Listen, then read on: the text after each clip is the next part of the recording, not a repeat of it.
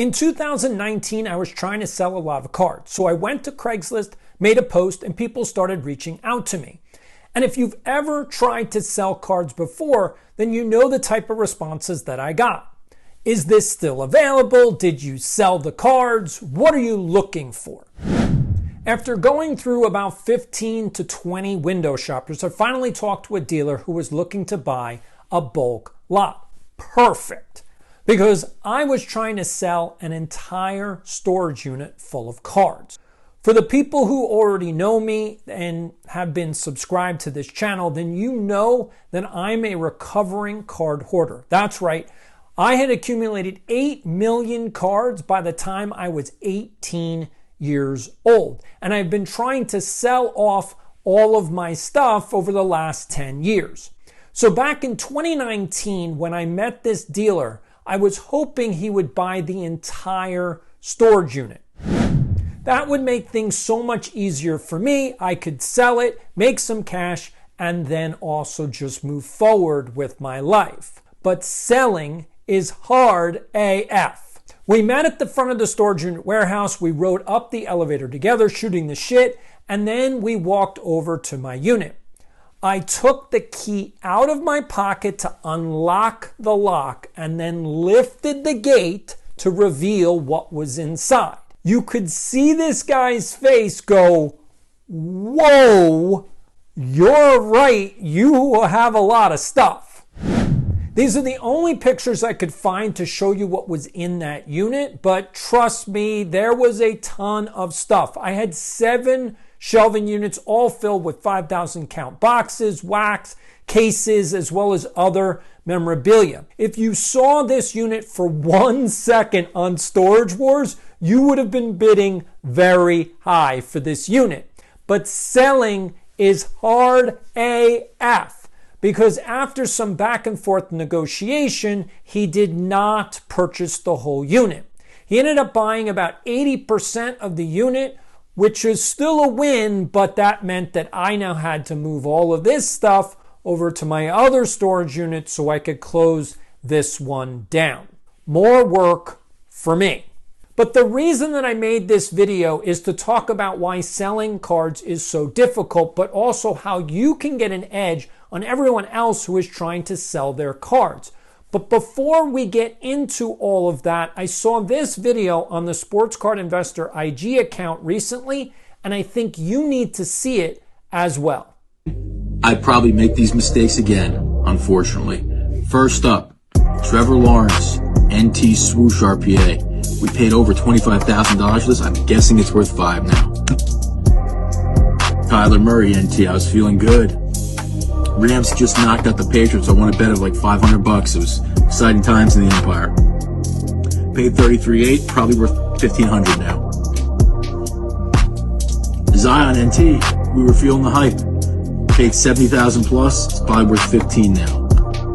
Last but not least, the man who cost PC Sports Cards endless. Lamborghinis we could have had if we didn't invest in this guy. Paid our child's college tuition. Who knows? A lot more sleep. John Morant NT. We paid over $120,000 for this card. It's probably now worth $15,000. They say you live and learn, but this time we lived and let the cash burn. Hello everyone and welcome back to the channel. My name is Doc and I'll be your host here. And in this video, we're talking about selling your cards and why that's so difficult. And if you've ever tried to sell a card ever before in your life, then you know exactly what I'm talking about. And the reason is because you want your cards to be worth a certain amount of money and the person who's buying it doesn't want to pay top dollar. That's the psychology right here, is you want X and the person buying it wants to buy it for Y. And so you have to negotiate between, well, what is the card actually worth? Because that determines what someone will actually pay for it. And I know there's this misunderstanding in the hobby is that your cards are only worth what someone will pay for it. That's not true. The cards have value that the market says, and therefore, based on that value, market value, people will pay up to a certain point. That's what you need to understand. That's what That's why you're here on this channel, is figuring out what's that gap. What's the card actually worth to what you can sell it for? And I want to give an example just because I've done this before on the channel, but I want to make this point even more clear because I think some people are still just getting hung up on it. So I showed this card before, all right? So this is the Joe DiMaggio 1950, I believe it's a 51 Burke Ross, okay? So this is a full panel. Now, I've gone over multiple times on this channel. If you haven't seen those videos, go back into the archive and go watch those videos. There's over 300 videos on this channel. There's plenty of library to watch, and you're going to learn everything you need to know about the sports card hobby. Trust me. Just subscribe and go watch all the videos. All right. Anyway, what is this card actually worth? Now, here's the problem. I would love this card to be worth $3,000. That's what I would love, right? Like, oh, that's a great price for me. Here's the problem. You can't set the price for your cards. I know you want to. I know you're like, well, I can set whatever I want and someone will eventually pay it. No, that's not true. If I try to tell people this card is worth $3,000, everyone is going to tell me I'm crazy because it's not worth $3,000. It's just not. Now, a year ago, or actually 2 years ago, I thought it was worth $3,000 because this has a low pop count. This specific one, SGC 5, only has 2 in the world. Only 2 of them have ever been graded at an SGC 5. Now, I don't know how many full panels there are in the world. I have no idea. Because one, if it's not graded, we don't have a count. Again, that's where the pop count comes in. And the ungraded ones are just never sold. So there's not a lot of sales. Now, here's the one thing that I want everybody to be aware of is that there is a lot more sales of Joe DiMaggio's happening right now. And as at the time of this video being recorded, we are in November of 2025. So over the last 6 weeks or so, more and more Joe DiMaggios have been sold, which is telling me that the Joe DiMaggio market is heating up. That means there's more demand. We're going to get into demand and pricing in a second, but this is why selling is so difficult, because just because there's demand doesn't mean the price goes up. Hopefully everybody's hearing me. Just because there's more demand doesn't mean the price goes up. And we're going to look at a Shohei Ohtani card and give that example like in real time so you see what I mean. But for right now, we're just going to use this card. Now, if you want to get more value out of your cards, which is what I'm trying to do, I have a whole bunch of stuff. Like you can't see what's off camera, but I have a whole bunch of boxes that I want to sell. Like I said, I accumulated 8 million cards by the time I was 18 years old. Way too much. I've been selling off cards over the last 10 years. I've sold around 7.5 million cards, memorabilia, cases, boxes. You saw those pictures from my storage unit. I'll show them to you again here. Like this is a hoard. I'm telling you, I had 2 storage units and my entire parents' basement, including the garage, filled. I mean, I had stored like bookcases and we had drawers filled of cards everywhere.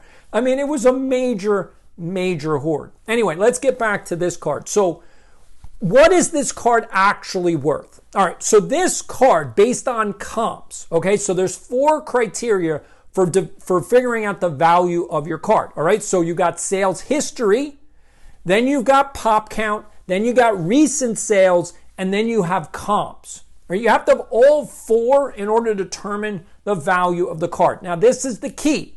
The value of the card, that's top dollar. No one wants to pay top dollar. That's why when you see a recent sale, that means that the value of the card is slightly above the sale because no one wants to pay more for the card. I don't know what else to tell you, but that's just psychology. No one wants to think, well, I overpaid for the card. So in their mind, what they're doing, and again, this is mental gymnastics. So sometimes people will spend more for a card because they believe, oh, the card will be worth more in the future. Don't do that. That's what that video from the Sports Card Investor channel kind of was saying, is they got fooled into thinking, oh, these cards are going to go up. Don't ever do that. When you're buying a card, you have to look at the current market. You have to figure out what is the card actually worth right now.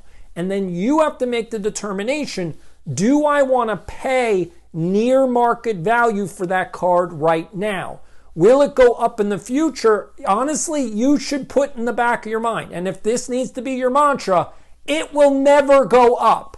Because if you buy the card with the understanding at that moment that it will never go up, then you're pleasantly surprised if the value does go up. You're also not disappointed. And that will also prevent you from just throwing your money away. I know this is a lot of mental gymnastics, and I understand that you have to have a lot of discipline, but this is the point. I have never, ever, ever gotten myself into a situation like that guy in the Sports Card Investor video, because I don't buy things with the hope that they're gonna go up. I like to buy the cards that I like, but I also like to buy cards that I know are gonna be safe. I like to do protection. And again, a lot of you are different with your money. You like to buy aspirational stuff. I'm not an aspirational person. I have ambition on my own. My aspirations are for me to do better, not my cards.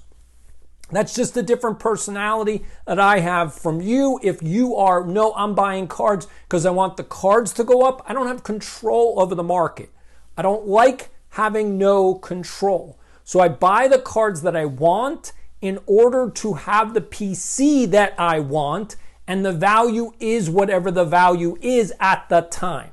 So is my PC worth more today than it was when I bought it?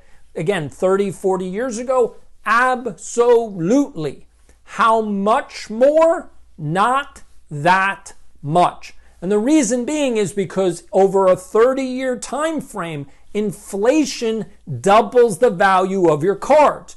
Just inflation alone doubles the value of your cards. So your cards have to appreciate more than double in order to actually get value from your cards, which most cards, 99% of cards, do not appreciate beyond inflation. I don't know if people knew that or not, but that's the facts. You can do all the data, you can put it into AI, and you can see that 99% of cards do not beat inflation. They stay with inflation, which is good. Again, so if you buy a card at $1 today, in 30 years, it will probably be worth around $2. Wonderful. It doubled, it didn't appreciate, but it is worth more than it was when you bought it. So if that's what you're looking for, again, that's fine.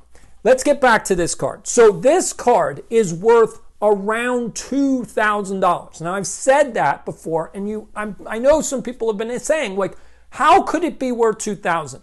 And I get it. You're like, how? Because I have recent sales. Again, Joe DiMaggio market is heating up, which means the demand is leading to more sales. That's good. It doesn't necessarily mean the card value goes up. Like I said, with no sales 2 years ago, this card was never selling. It just wasn't selling. The market was dead on Joe DiMaggio 2 years ago. It's not dead anymore. And so because of that, more and more people are buying Joe DiMaggio cards. And because of that, I can see recent sales and I can see what are people actually buying them for. And the single panel, as you can see right here, already sold for more than $1,000. Just the single panel. This one, SGC5, is a pop count of 2.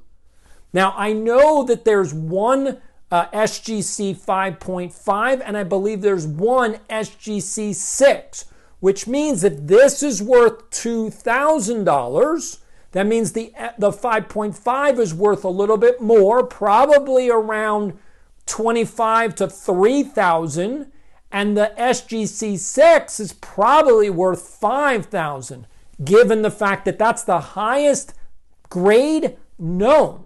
Like there's no other grade higher than that, which puts that SGC6 at around $5,000. So if you own that one, again, if you know someone that does, share this video with them so they know that card's now worth $5,000. It's crazy, but that's the point. So how do I know this is worth 2? Because if you were to buy this with cash, you would not pay $2,000.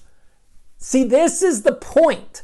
You would not pay $2,000 in cash for this card because it's worth $2,000. You'd pay probably around $1,500. And you'd be getting a good deal. And I would have to take that as a cash offer. I would have to if I want to sell it because it's only worth $2,000. Now, here's the trick, because I want to get more value out of my cards. That's why I put up $7,000 worth of cards onto Veriswap. If you're not on Veriswap right now, I highly recommend you do it, and I would love to be able to trade cards with you. This card is up there as well as some other big name cards. A Bird Johnson rookie up there, which is around $1,000. And I also have the 53 Bowman Pee Wee Reese. That's the gorgeous card, the litho that's in the Hall of Fame. That's also around $1,000. So I have those cards up there. I'm looking to trade them for other cards in my PC. One card that I want is the Shohei Ohtani Topps, well, the Bowman Chrome rookie card in my PC. And we're going to get to how much that card is actually worth in a second. But right now, I just want to make sure that we understand why selling is so hard and how you can get an edge on other people trying to sell. Because a lot of you have listings on eBay and you never sell your cards. Or you go to a card show and you set up as a dealer and you don't sell any cards. I understand. The problem is that you're buying cards for way more than they're worth. That should be the immediate. You should know if you can't sell your cards, you already don't know the value of the cards. If the cards are not selling, if people are not asking you, hey, what are you asking for that card? And you tell them your sticker price and they walk away. They don't even negotiate. You are so far above the market. And I understand you may not want to believe that, but you are so far above the market that you're never going to sell your cards. And honestly, if you're on this channel, I don't want you to be stuck with your cards, especially the ones you don't want in your PC. This is a channel for collecting. This is a channel for sports cards, and life. This is a life lesson right here. All right. So if you were to offer me $1,500 in cash, I would have to accept it if I wanted the cash. To be quite honest with you, I don't really care too much about the cash. I'm trying to use what I have to get what I want. I don't want to spend more cash, and a lot of you have plenty of cards sitting in your closet. Why are you spending more cash when you have stores of value sitting there in your PC, stuff that you don't actually want? And the only way I can see people using the stuff they have to get stuff they want is by trading it. And the only platform right now, again, I would love to be able to talk to Probstein because I think their new app could potentially be the fix for eBay that we've all been looking for. I'm going to reach out to them. If anybody that knows Probstein, let him know that I want to talk to him. Anyway, let's get back to this whole piece. So I want to trade this. Again, it's worth $2,000 in a trade, a negotiation. I can get $2,000 worth in a trade. Cash-wise, it's only worth around $1,500. I would love to be able to negotiate $1,600. I think that's about as far as I could push someone, $1,600, because if it's worth $2,000, you don't want to pay top dollar. And that's the point. I'm going to pull out one more just for you, just so we get this clear. So this is the Ronald Acuna rookie card. All right. Now I've talked about this. Now the dealer was trying to sell it for, I'm going to show it to you. They were trying to sell it for 75. And again, what is it worth? It's only worth 60. It's only worth 60. So they were priced above the market. Above the market. And so what I ended up paying for it was only 60. Now in my head, I did pay cash, but in my head I actually traded something else because I sold something to another person, actually, because I was friends with the dealer, and the dealer was talking to this guy, and he wanted a Fernando Valenzuela rookie card, and I happen to have one at the show in a sealed cello case, a sealed cello pack. And so because the dealer and I are friends, he actually said to the guy, hey, Doc has that card in a sealed cello. And so I ended up selling it to him for $60 right at the table. And then I looked to my friend and I said, would you give me that Acuna for 60? And he said, absolutely. So because the transaction happened so fast, to me, I didn't really pay cash. I traded the Fernando Valenzuela rookie card in a cello for this, even though it was 3-person deal. Again, that's where you have to make calculations. And to me, that's a fair trade. I would absolutely take that over the Fernando Valenzuela rookie card. I would take this way over that. Why? Because this is a card that I wanted in my PC. The Fernando I was not interested in. So anyway, a collector got the Fernando that he was looking for. I got the Acuna. But here's my point. What is this card going to be worth in the future? It's probably going to be worth around $60, especially if Acuna continues to play well. If he gets hurt, that's a different story. But if his career continues along this trajectory, let's say he makes it to the playoffs again. Let's say that he does get an MVP. Let's say that he can hit 400 home runs. This is worth around $60. That's it. What is it going to be worth in the future? Well, in 30 years, it's going to be worth around $120, maybe $100. So it's actually going to be less than inflation. That's what it's going to be worth in 30 years, about $100. So I'm actually going to lose value on inflation because it's not going to double, but will it be worth more value? Yes. Hopefully everybody's hearing what I'm saying. So those are the two examples. Again, if you're not on Veriswap, use my code. You get $15 free trade credit right now as long as you don't have the app and you use my code. All right. Anyway, let's get into this Shohei card. And the reason that I want to go over Shohei is because that's what I'm looking for right now on Veriswap to trade one of these cards for. So what is the Shohei actually worth? And this card specifically, what is this card actually worth? And the answer is in a PSA 10. Let's just use PSA 10. In a PSA 10, this card is worth around $600. Okay? That's what it's worth. That's the value. So what should you pay for it? If you're paying cash, you should not pay more than $500 for it. Hopefully everybody that's watching is hearing me say that the card is actually worth $600. That's the current market value. Therefore, if you're putting cash down, you should not pay more than $500 for this card. And here's the point. Because if you want to go and sell this card right now, you need to know that the ceiling on this particular card, I'm not talking about all other Shoheis, I'm just talking about this one, is $600. That's what it's worth. So if you're trying to, and I see some people on Veriswap and I see some people online who are trying to sell this card for more. Now, yes, the Shohei market is insane. People are buying cards all the time of Shohei. Unfortunately, they're buying them with this, again, idea that, oh, Shohei's going to be worth more in the future. Do not make this mistake.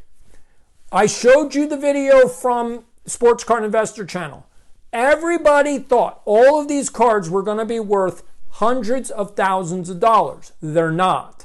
The hype, there's a difference between value and hype. What you have to figure out is this card selling for what it's selling for because that's what it's worth, or that's the hype that's built into the card? And if you can figure out the difference between value and hype, you have an edge over everyone else. Not only will you not overpay for cards and then have regret, like buyer's remorse, you're like, what did I do? Like, why did I buy that card? It's not worth anything close to that. Now, I don't mean to pick on Jeff Wilson. Again, I don't mean to pick on Jeff Wilson. It's just you have to use examples, real world examples. And I've been doing research into the SCI index. Again, Mind Cycle Cards, I want to give a big shout out. I'm going to be putting out a video very soon as to give you an update on what the SCI index, all of those cards, I believe it's like 30 cards, all the cards that he bought, how much he bought them for, and how much they're actually worth right now. And one card in the SCI index was the Michael Jordan PSA 10 rookie card, all right, the 86 Fleer. Now, most of you probably don't know that Jeff Wilson paid $500,000 for that card. And the reason he bought it for $500,000 is because someone had already paid $750,000 at an auction. I don't know if it was Heritage or Golden, but one of those auction houses sold a PSA 10 Michael Jordan rookie card for $750,000. Now, again, what you might be thinking is, oh, that's because that's what it was worth. Because there's this myth of the cards are only worth what someone will pay for it. No, please do not continue to give yourself that understanding. That is wrong. The cards are not worth what someone will pay for it. There's always a sucker in the room. Do you want to be the sucker?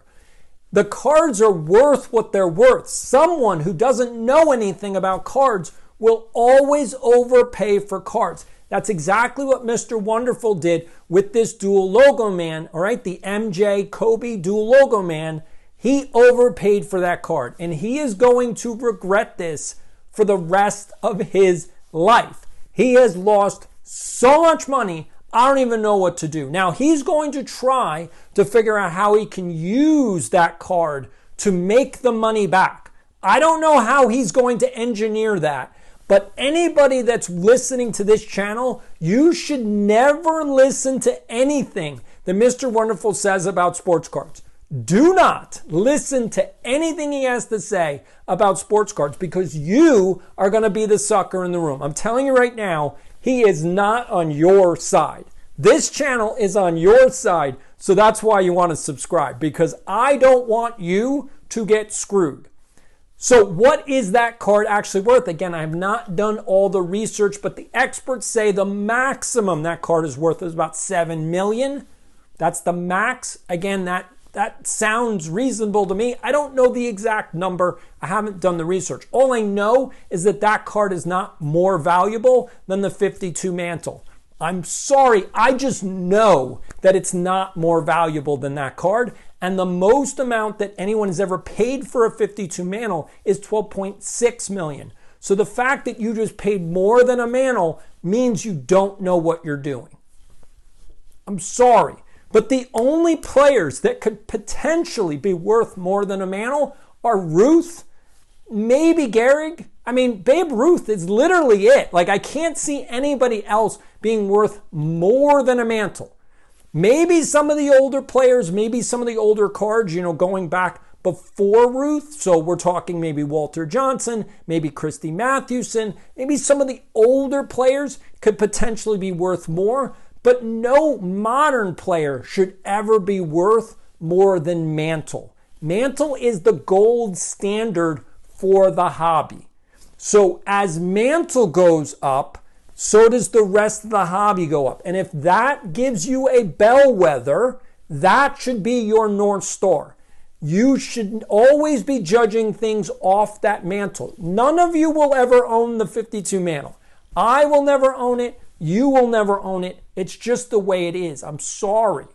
I'm sorry. If that's your holy grail and that's everything you want is just to get that mantle, then the only way I think you're going to be able to do it is trading up for it.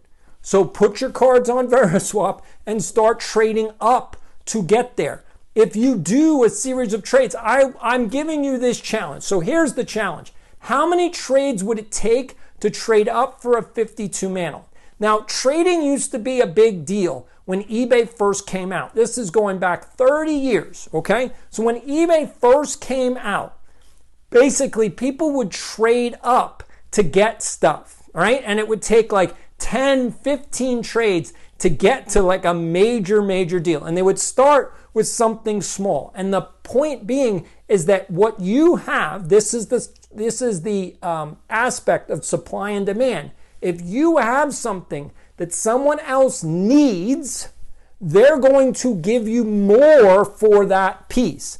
So when there's a pop count of 2, if somebody really wants this, again, there's only 4 that are graded. There's 2 of these, there's one 5.5, and there's one 6. That's it. There's only 4 graded of these cards in the world.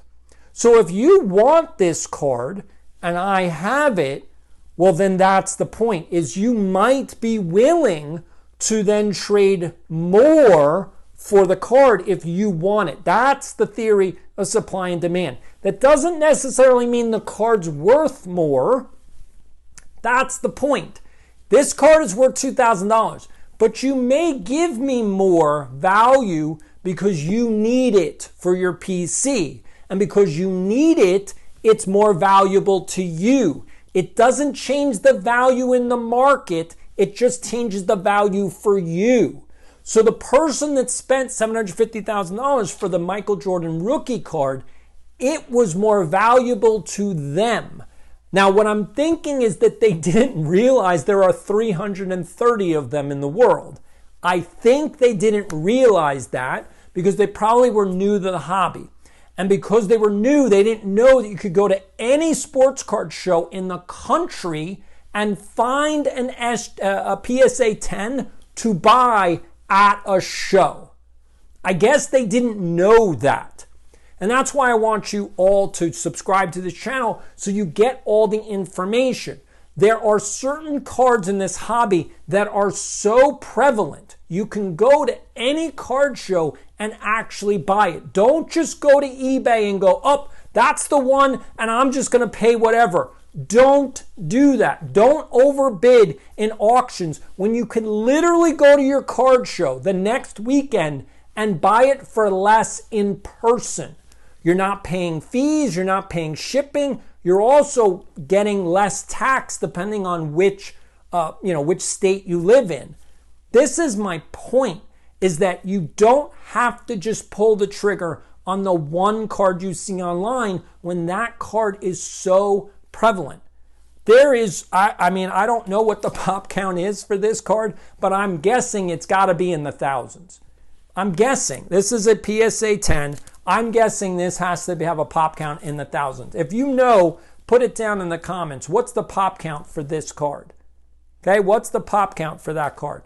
So my point being is that's how you can sell more cards when you know what the actual value is. If you don't know the value, selling is really hard. When I was selling that storage unit, I could only sell 80% of it because the 20% that the dealer did not want, they knew they could never sell it to their buyers. Again, this is the secondary piece. If you're trying to sell cards, you need to know your buying market. Who are the people you know that want cards? One of the issues that I have is that I used to have a huge network of people back on the East Coast, in New York, New Jersey, and Pennsylvania. So if I wanted to sell something, I had people who would buy it.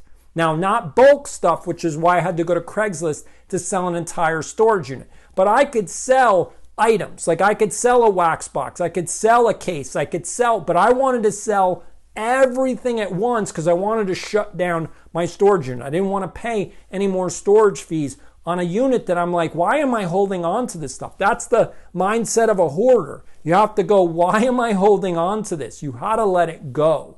And for anybody that's watching this channel, if you have too many cards, and again, I think anything more than 10,000 items, so that means cards, sets, like whatever you have, if you've accumulated more than 10,000 items, you have a hoard.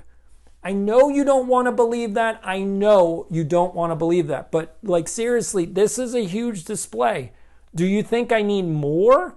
Like there's a lot more that I have, and I want to figure out the best way to display it. Because if you can't display it and you can't access it, what kind of a PC is this? If you have everything in a vault, like in a bank vault, that's not really a PC. I don't know what it like. Again, that's an ego thing. I get it. You have an ego, and you're like, yeah, I own these cards. Can we see them? No. Why? Because they're locked up. Okay, well, I mean, I guess, like, it's just bragging rights at that point. It's just bragging rights at that point. Because if no one can see them, do they even exist? I mean, it's sort of like if a tree falls in the forest and no one's there to hear it, did it actually fall? Who cares about your cards in a vault? Who cares about your cards in a vault? Only you care. That's your ego getting away from yourself, and that's what we want to avoid. We want to avoid letting our ego dictate what we're buying and what we're selling. Sit down, figure out what are the cards that you want, what are the cards you're going to keep, and sell the rest. Now is the best time to sell your cards. I'm telling you right now. I don't know what the economy is going to do in the future. All I know is that card prices are so inflated right now that you should take advantage of that. Sell your cards now. If you have this delusion that cards are going to be worth more in the future, you need to get rid of that delusion. The cards are already worth more in the future right now. They're worth more than you paid for them. Sell them. Get the cash, unless they're cards that you never want to get rid of. In the last video I just did were the 5 cards you should keep for life. Again, and I heard the comments. I mean, I read them. I was going back and forth with a lot of people. There's over 100 comments on that video. And a lot of people got it. They were like, oh my God, I have to choose only 5 cards? And it's like, yeah, you can only choose 5 to keep for life. That's when you know which cards mean the most to you. Even if that's not what you do in reality, even if you keep way more than 5 cards, just the mental exercise of going through all of your cards and going, I can only keep 5, means that you're really drilling down on what are the cards that mean the most to you. Because if you are in a fire, you can't keep any of them.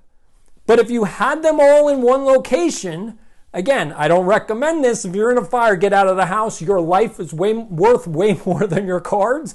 But you could grab 5 cards, and that's it, and that's your PC. If you have 10,000 items, that's going up in flames, and you should know that. You should know that. 2, if you have that big of a collection, you should probably get it insured. Seriously, you should probably get it insured. All right, so anyway, what questions do you have about this topic? Selling is hard. These are the ways you can get around the selling problem. You need buyers. Again, I hope that everybody is realizing that if you want to sell more cards, you need to partner up with more people like me. You need more influencers who will work together to bring their audiences together to buy more cards. Not trying to push cards. It's just eyeballs. I only have around 3,000 to 5,000 people that watch any one of my videos. That's my audience size. 3,000 to 5,000. Other, sports card influencers and content creators, and I talk to a bunch. You've seen Trike Sports Cards, Troy, on this channel. You may get to see, I don't know, we'll see. We may be able to get Jay from Mojo Sports on this channel. They have much bigger audiences, and they also want to sell more cards. The best way for them to be able to sell more cards is if they partner together to bring the audience together, because they have around 50,000 each. Well, if you brought 50,000 together with 50,000, again, there's some crossover. You're going to have now 75 to 80,000 eyeballs. That means you're going to be able to sell more cards. That means you need to know what the market value is. You really need to know the value, because if you sell cards at around 80-85% of market value, you're going to sell out. And if you're able to, because you really are able to do great bulk deals, again, Trike does really good bulk deals, and Mojo is really smart when it comes to buying cards. So if you can sell cards at less than 80% of comps, you're going to sell out every single time, because every one of you, if you know what the cards are worth, I mean, imagine if you could get a card at 78% of comps. You'd be like, yeah, that's a steal. Like, I'm going to take that deal every single day, because you know what the cards are worth, and therefore you're buying them for less than that value. That's where people get themselves into trouble. They believe the value is higher than they really are, and so you overpay and you go, oh, why did I do that? Why did I do that? Anyway, I hope this video helped you. If it did, please share it with somebody. Hit the subscribe button. Remember, hit the notification bell. Also make a comment. I am commenting back. So if you have the notification set, that means you will know when you get a comment from me. I want to say thanks for everybody. This is Doc saying, I'll see you in the next one.